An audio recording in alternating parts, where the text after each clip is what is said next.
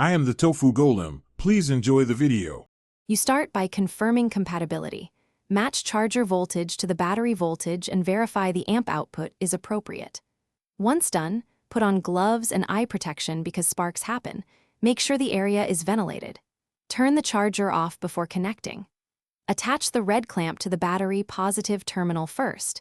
Connect firmly, then attach the black clamp to the negative terminal or chassis ground if recommended. This order minimizes spark risk and ensures correct polarity before powering on. You now set the charger mode based on battery chemistry and condition. Choose fast for rapid top-up, trickle for long-term maintenance, or a specific lead-acid setting if available. Set the current using the charger's control, 6A for faster charging, 1A for slow maintenance. Lower current reduces heat and prolongs battery life. Once charging begins, watch voltage and temperature. Inspect every 15 to 30 minutes. If voltage climbs too quickly or heat builds, reduce current or pause to let the battery cool.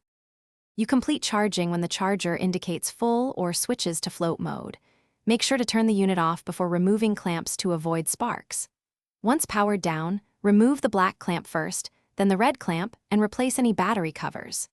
If charging fails or the battery barely gains voltage, check the basics. Verify mains power, inspect charger fuses and connectors, confirm clean clamps and correct polarity. One key troubleshooting tip: a warm, swollen battery is bad. Stop and replace it immediately. Thanks for watching. Consider subscribing if we helped you today.